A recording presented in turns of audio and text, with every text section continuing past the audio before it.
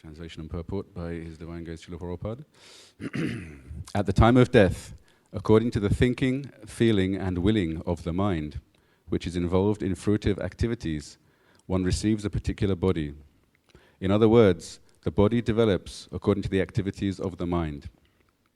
Changes of body are due to the flickering of the mind, for otherwise the soul could remain in its original spiritual body. Purport. One can very easily understand that the mind is constantly flickering, changing in the quality of its thinking, feeling, and willing.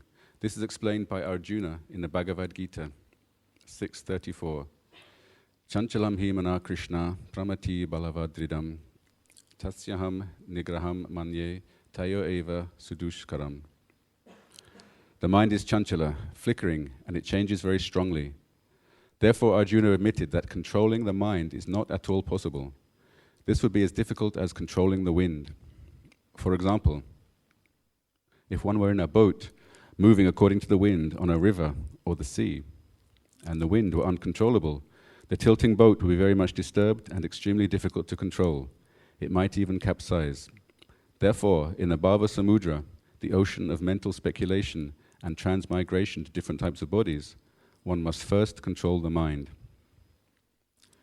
By regulative practice, one can control the mind, and this is the purpose of the yoga system, Abhyasa Yoga Yuktena. But there is a chance of failure with the yoga system, especially in this age of Kali, because the yoga system uses artificial means. If the mind is engaged in bhakti yoga, however, by the grace of Krishna, one can very easily control it. Therefore, Sri Chaitanya Mahaprabhu has recommended, Harinama, Harinama, Harinama eva kevalam. One should chant the holy name of the Lord constantly, for the holy name of the Lord is none different from Hari, the Supreme Person. By chanting the Hare Krishna mantra constantly, one can fix the mind on the lotus feet of Krishna, Savai Mana Krishna Padaravindayo, and in this way achieve the perfection of yoga. Otherwise, the flickering mind will hover on the platform of mental speculation for sense enjoyment, and one will have to transmigrate from one type of body to another, because the mind is trained only in relation to the material elements, or in other words, to sense gratification, which is false. Maya Sukaya Baram Udvato Vahato Vimudhan. Bhagavatam 7.9.43. Rascals, Vimudhan, being controlled by mental speculation, make huge arrangements by which to enjoy life temporarily, but they must give up the body at the time of death, when everything is taken away by Krishna's external energy, Mrityu Sava Haraschaham. At that time, whatever one has created in this life is lost, and one must automatically accept a new body by the force of material nature. In this life, one may have constructed a very tall skyscraper, but in the next life, because of one's mentality, one may have to accept a body like that of a cat, a dog, a tree, or perhaps a demigod. Thus, the body is offered by the laws of material nature. Karanam Gurasangosya Sadasadyo Najanmashu, Bhagavad Gita 13:22. The spirit soul takes birth in higher and lower species of life only because of his association with the three qualities of material nature. Udvam Gachanti Satvashta Madhye Tishtanti Rajasaha Jaghanya Guna Vritasta Adho Gachanti Tamasaha. Those situated in the mode of goodness gradually go upward to the higher planets. Those in the mode of passion live on the earthly planets, and those in the mode of ignorance go down to the hellish worlds. Bhagavad Gita 14:18. In conclusion, the Krishna consciousness movement offers the topmost welfare activity for human society. The saner section of human society must therefore take this movement very seriously for the benefit of all humanity. To save oneself from the repetition of birth and death, one must purify his consciousness. Sarvopadi vinirmuktam tatparaptena nirmalam. One must be freed from all designations. I am American, I am Indian, I am this, I am that. And come to the platform of understanding that Krishna is the original master and we are his eternal servants. When the senses are purified and engaged in Krishna's service, one achieves the highest perfection. Hrishikena Hrishikesha Sevanam Bhakti Ruchate. The Krishna consciousness movement is a movement of bhakti yoga, Vairagya Vidya Nija Bhakti Yoga. By following the principles of this movement, one becomes disassociated from material mental concoction and is established on the original platform of the eternal relationship between the living entity and the Supreme Personality of Godhead as servant and master. This, in summary, is the purpose of the Krishna consciousness movement. Jai Srila Prabhupada ki jai. Amagihanatimirandasyaganandina Shalakaya Chakshurun Militam Yena Tasmai Shri Gurave Namaha Makam Karoti Vachalam Pangam Langare Kripat Maham Bande Shri Gurum Dinataranam Paramanandamadavam Namo Vishnu Padaya Krishna Shtaptari Shmati Bhaktivedanta Swami Namane Namaste Sazati Devi Gauravani Pichani Nivishesha Shanivari Paschatya Shanine Namo Vishnu Padaya Krishna Shtaptari Shmati Indrajuna Swami Namane Namo Prabhupada Priyada Saya Jagannath Tataranda Motai Bhaksukaya Krishna Kirtanena Radashingena Rakshitaya Namo Namaha Narayanam Namaskitya Naram Chaivadanotram Devim Sarvatim Yasam Tatajaya Madhira Nasta Praishu Bhadreshu Nityam Bhagavati Sevya Bhagavati Utamashloki Bhaktir Bhavati Naishtiki. At the time of death, according to the thinking, feeling, and willing of the mind, which is involved in fruitive activities, one receives a particular body. In other words, the body develops according to the activities of the mind. Changes of body are due to the flickering of the mind, for otherwise the soul could remain in its original spiritual body. So, Hare Krishna. This is one of those ideal verses to speak on, because in the purport, Prabhupada just gives everything. Right, the whole of Krishna consciousness, the whole basis of Krishna conscious philosophy is here in the purport.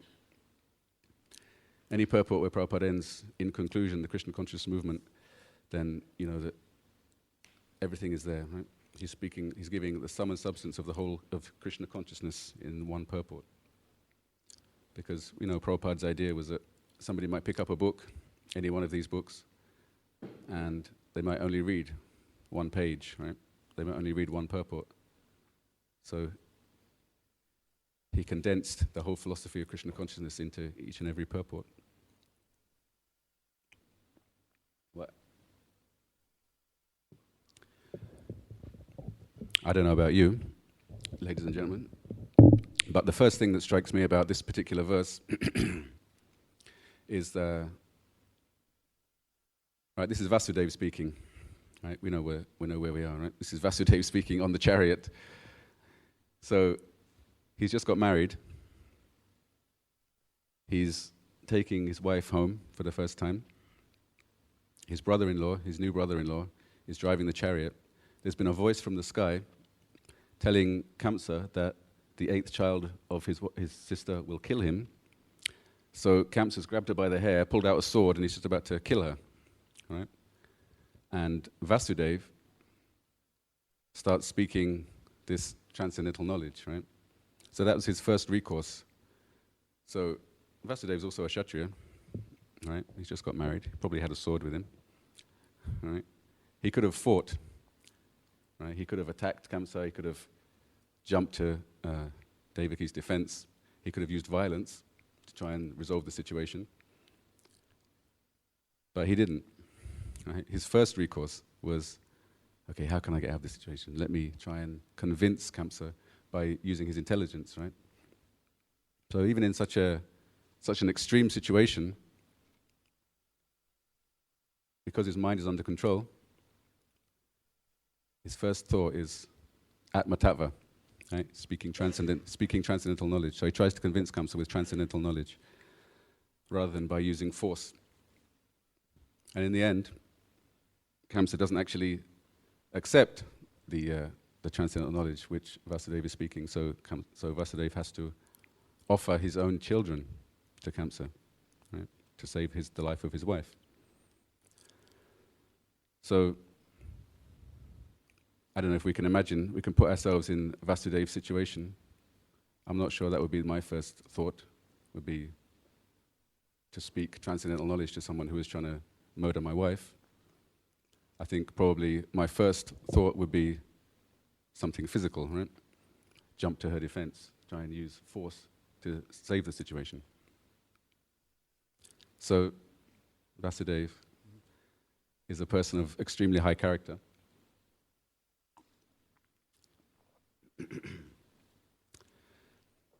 Because the first thing on his mind is transcendental knowledge. All right? Now,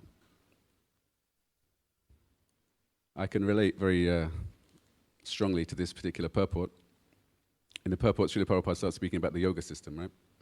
Saying the yoga system is designed to control the mind. But Prabhupada says that the yoga system controls the mind by artificial means, right? So those artificial means were pranayama.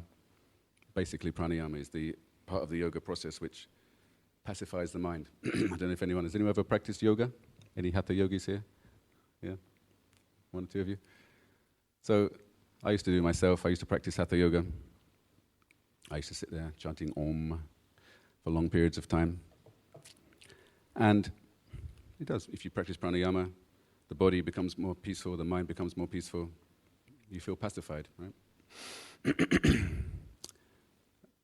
But as Prabhupada points out,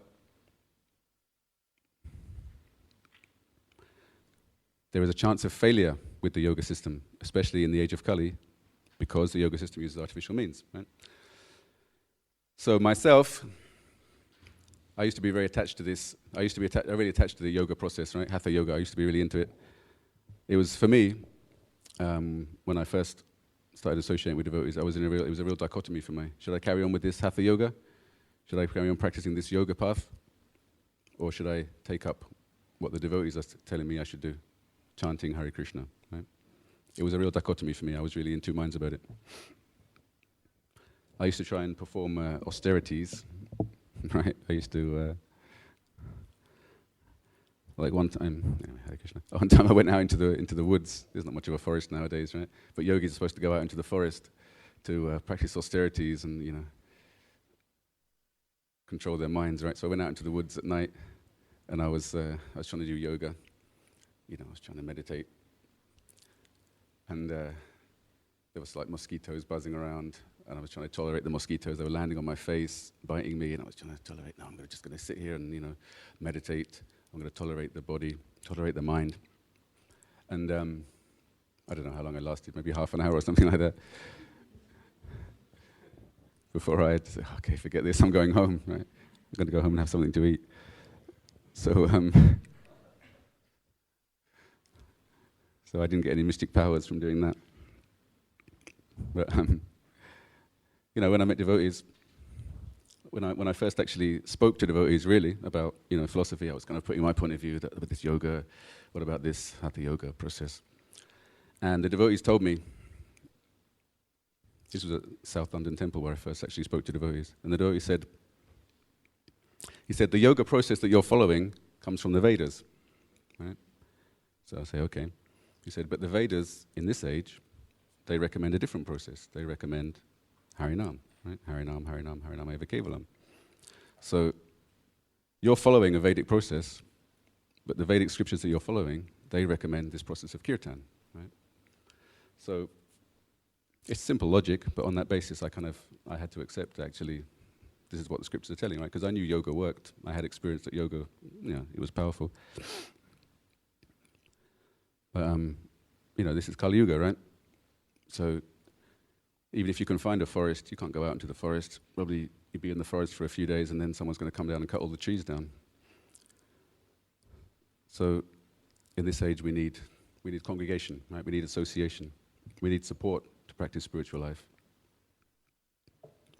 There's very few of us who can go out there on our own and practice spiritual life, control our minds, control our senses, rise above the modes alone. We need association, we need support, So Prabhupada established all this, right? He established temples so that we could associate with devotees. He wrote books so that we could, fill our minds with transcendental knowledge. Because it's not always easy to get the association of transcendental individuals, right?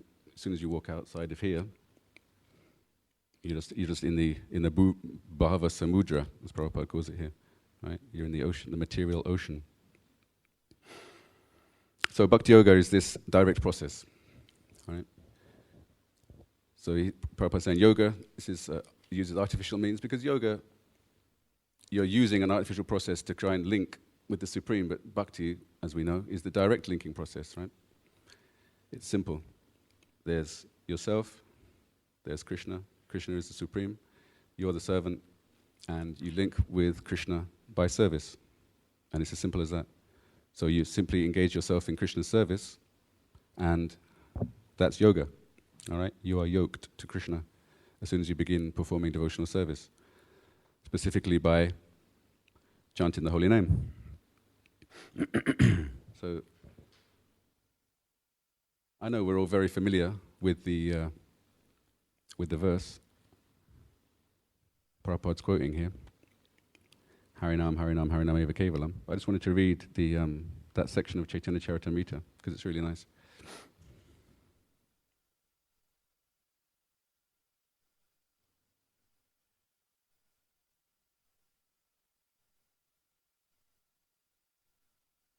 So this is Chaitanya Charitamrita, Adi Leela, chapter 17.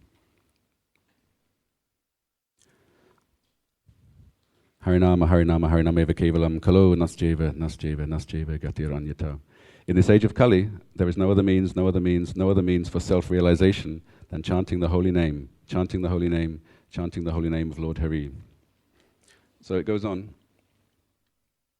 This is the next verse. In this age of Kali, the holy name of the Lord, the Hare Krishna Mahamantra, is the incarnation of Lord Krishna. Simply by chanting the holy name, one associates with the Lord directly. Anyone who does this is certainly delivered. This verse repeats the word Eva, certainly 3 times for emphasis, and it is also 3 times, and it also repeats 3 times Harinam, the holy name of the Lord, just to make common people understand. So Prabhupada says in the purport, to emphasize something to an ordinary person, one may repeat it 3 times, just as one might say, you must do this, you must do this, you must do this. Thus the Brihadaranyaka Purana repeatedly emphasizes the chanting of the holy name so that people may take it seriously and thus free themselves from the clutches of Maya. It is our practical experience in the Krishna consciousness movement all over the world that many millions of people are factually coming to the spiritual stage of life simply by chanting the Hare Krishna Mahamantra regularly, according to the prescribed principles.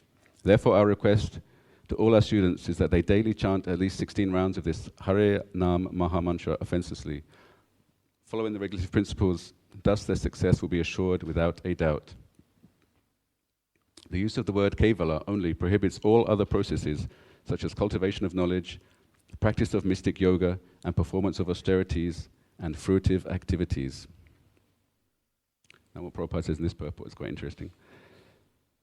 Prabhupada says, our Krishna consciousness movement stresses the chanting of the Hare Krishna mantra only, whereas those who do not know the secret of success for this age of Kali unnecessarily indulge in the cultivation of knowledge, the practice of mystic yoga, or the performance of fruitive activities or useless austerities.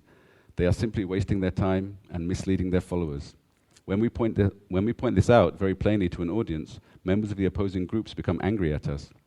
But according to the injunctions of the Shastras, we cannot make compromises with these so-called Gyanis, Yogis, Karmis, and Tapasvis. When they say they are as good as we are, we must say that only we are good and that they are not. This is not our obstinacy, it is the injunction of the Shastras. We must not deviate from the injunction of the Shastras. This is confirmed in the next verse of Chaitanya Charitamrita. Okay, this verse clearly states that anyone who accepts any other path cannot be delivered. Right, this is the next verse, 25. This verse clearly states that anyone who accepts any other path cannot be delivered. This is the reason for the triple repetition, nothing else, nothing else, nothing else, which emphasizes the real process of self-realization. Okay? So, Krishnadas Kaviraj makes it quite clear what the process is.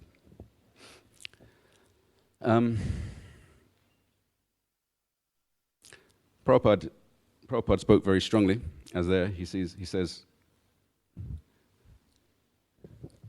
right, he says, we are good and they are bad, basically, right? Devotees. So you have to have a very strong kind of position to say something like that. Generally, if you say something like that, it might sound a bit fanatical.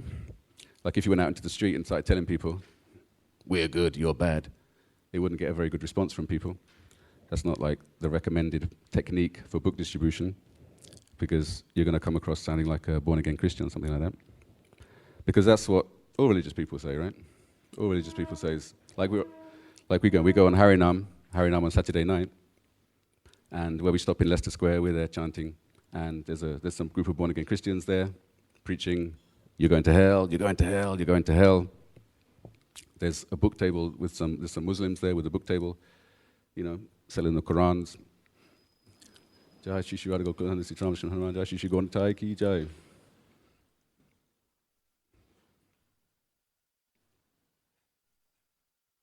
So there's some Muslims there, selling the Quran, preaching to people, trying to convince other people of their religion. And then there's us. And we're just chanting. Right?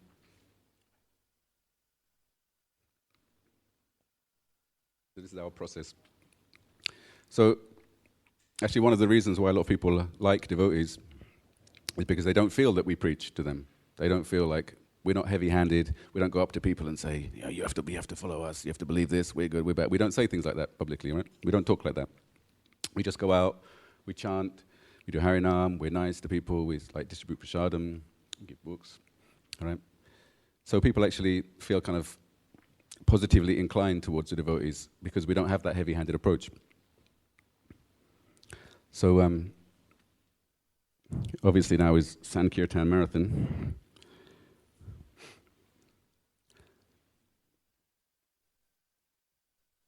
So this is one of those purports where you could speak about anything. You could take this purport, and if you had a particular axe to grind, you could use it to grind that particular axe. If you wanted to give a Sankirtan class, you could give a Sankirtan class. If you wanted to, if you had a particular agenda, you could use this purport to justify that particular agenda. I don't have a particular agenda, by the way. But as it's the book distribution marathon, we can all agree that book distribution is very important, and that Prabhupada emphasized book distribution very strongly. Prabhupada said, as we know, if you love me, distribute my books, etc. There are so many quotes. But I don't know about yourselves, but I've seen a lot of devotees come, join the temple, be very enthusiastic distributing books. Like if you hear the book distribution scores, most of the devotees who are distributing the most books are the bhaktas, the young devotees, right? But where are the devotees who were distributing loads of books, 30 years ago, 20 years ago, 10 years ago? Most of them are not actually distributing books anymore. So Srila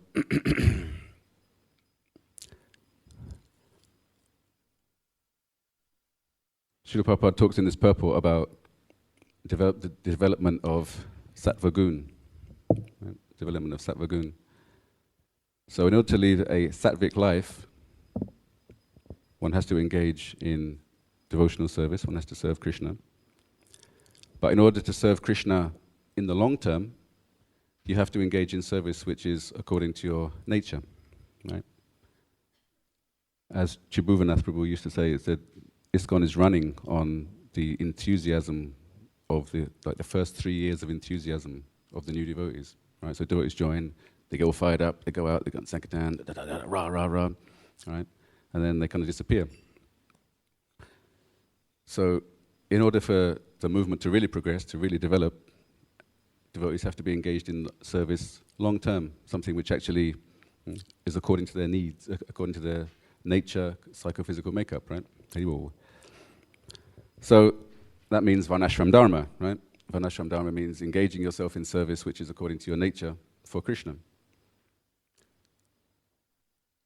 So this is the next step. So you can go out and distribute books, you can go on Harinam, do all these things. But when people join, there has to be something more than just, okay, now you go out and distribute books. Like I gave you a book, now you give someone else a book, now that person will give somebody else a book. So that will spread knowledge, that will give people sukriti, right?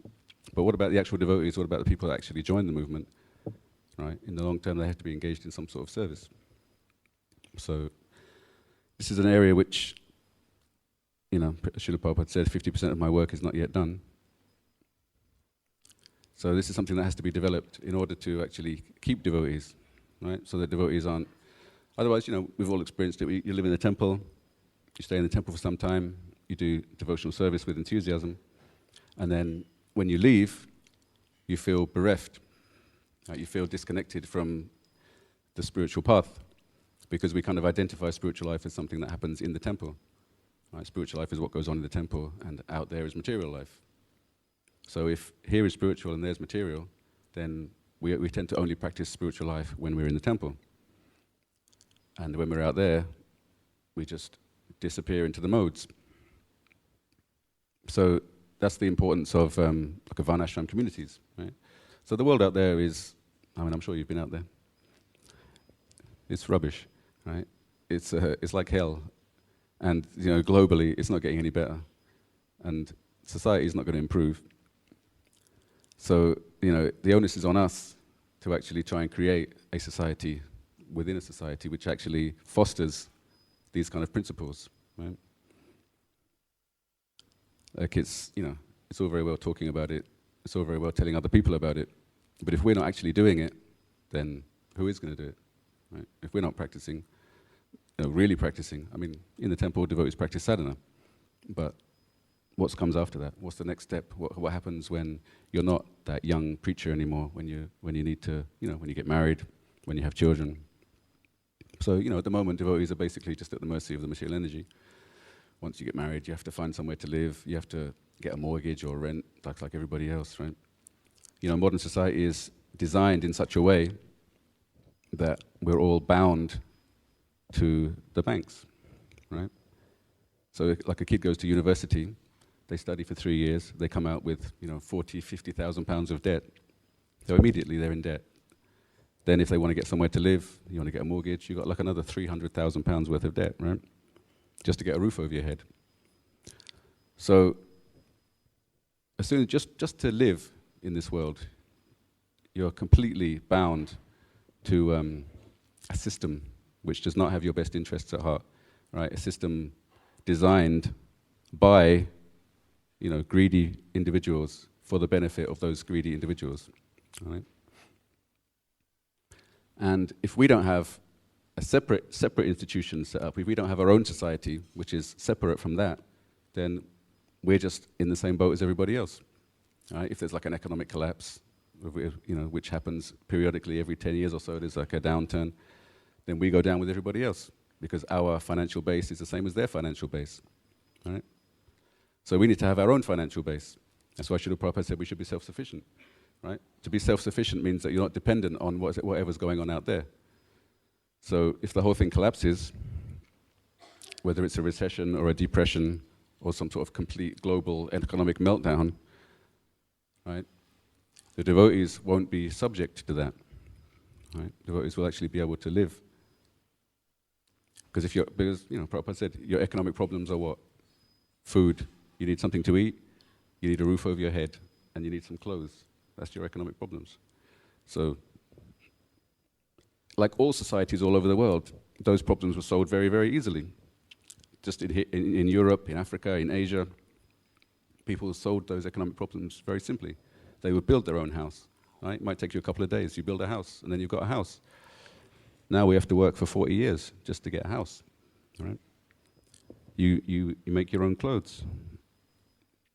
You grow some cotton plants, or you have some sheep, you shear the wool, you make some cloth. It's easy, right? You grow your own food. You keep a cow, you grow some grains. That's it. Your economic problems are solved. Like a few hours work every day, and you can live. But this society out there, Kali Yuga civilization, I mean, it's such an illusion, the idea that they call them labor-saving devices, right? Machines that are supposed to make our lives easier. But we're all bound to those machines now. We have to work, we're working 8 hours a day, at least 8 hours a day, 5 days a week, spending hours, because our place of work is so far away from our place of dwelling. You spend like an hour or 2 hours getting to work and from work every day. You never get to see your family, right? The whole thing collapses because, no one's happy. Dad's not happy, mum's not happy, the kids are not happy because they never get to see each other. So the thing is a mess, right? And if we don't have an alternative, a real viable alternative, then we also, we're in the same boat as everybody else. So, personally, I think this is a very important aspect of the Krishna conscious movement that really needs to be developed. I mean, the world out there is so polluted. Everything is completely polluted. And, like Srila Prabhupada described it, the best offering is the offering where you've grown the food for Krishna, you've harvested the food for Krishna, you offer the food, you cook for Krishna, you offer it to Krishna, then this is pure, right?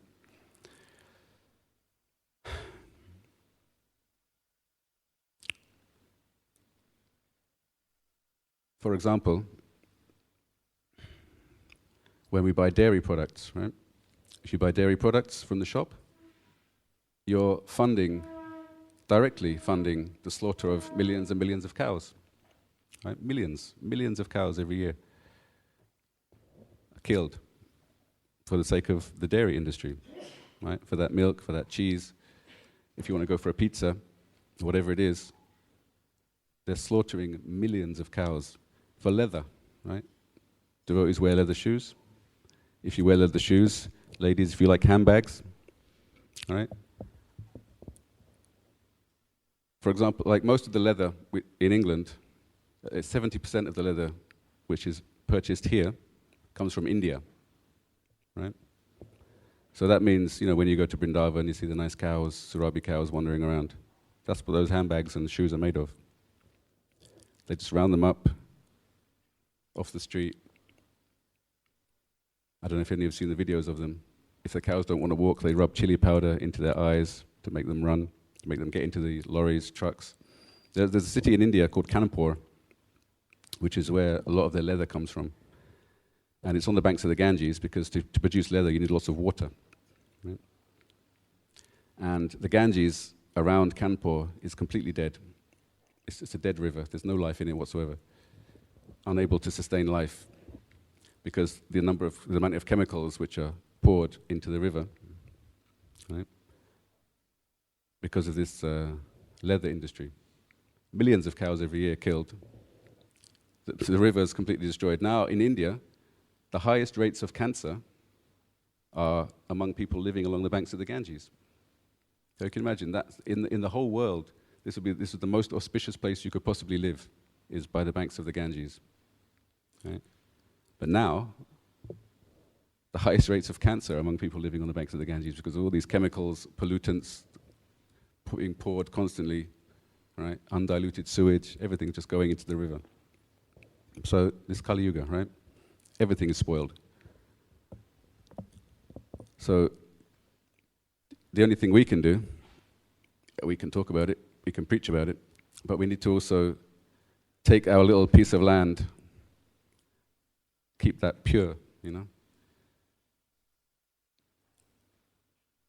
Avoid,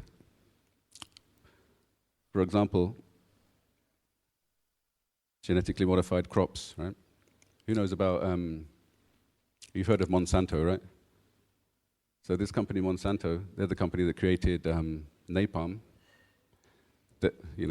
Their goal is to be in control of all the world's food. And they're the company that produced napalm.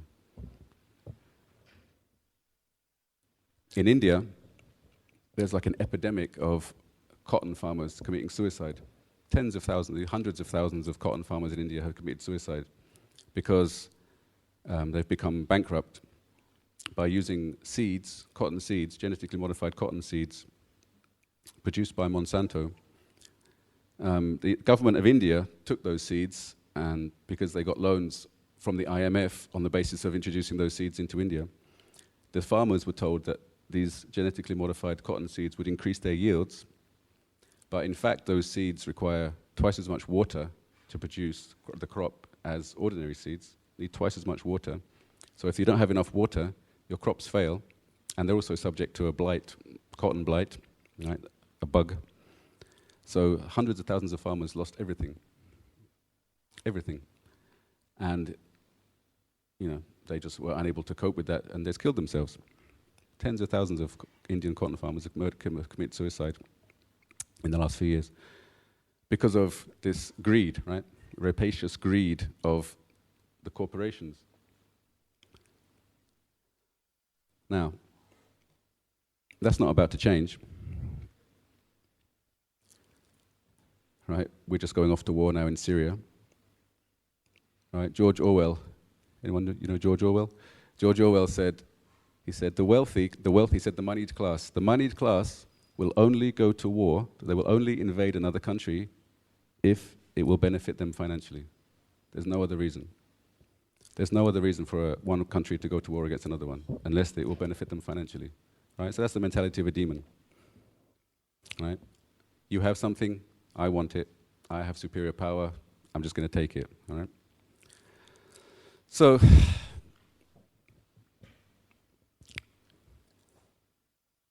you know, the country's at war. Are we at war? We don't want to be at war, right?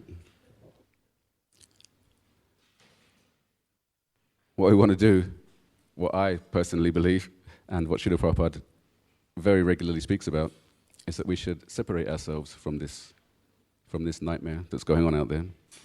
All right, when Srila Prabhupada established communities like New Vrindavan, for example, New Vrindavan was the first community Prabhupada established. When Prabhupada established New Vrindavan, his idea was that devotees, you preach in the cities, but then after that, after some period of preaching in the cities, you retire there. Not retire, but you go and perform service there in New Vrindavan on the farm communities, and you live separately, completely separately from everything that's going on out there. And when devotees at New Vrindavan were continuing to go into the cities to distribute books, Prabhupada actually said, they're not used to it yet. Right? In other words, the reason why devotees were going out to the cities was not because necessarily they're so attached to book distribution, but because they're actually habituated to a rajasic lifestyle, right? Not used to living in that kind of simple sattva-gun lifestyle. So it takes some time, some period of adjustment, right, to actually wean ourselves off that modern ugra karmic civilization. We're also attached to it. Right? We've all got computers, phones. Everyone's got a phone. Who hasn't got a phone? Right? We've got cars. All right? As long as we're driving cars, we're also part of that whole global machine, right? Squeezing the oil out of the world, invading other countries which are oil rich. All right? We're also facilitating that because we buy the oil, we buy the petrol. Right? We're implicated in these things, and it's fine. Okay, if you're preaching, right, you do what has to be done. But actually, what we should really be doing, especially those of us, if you're not a brahmachari, if you're not directly performing sankirtan, then we should really be striving to separate ourselves from everything that's going on out there. Because, it's hell. Anyway, Hare Krishna. I've ranted and raved enough. So I'll leave you alone to go and have your breakfast. Hare Krishna. Jai Jai Srila Prabhupada ki jai.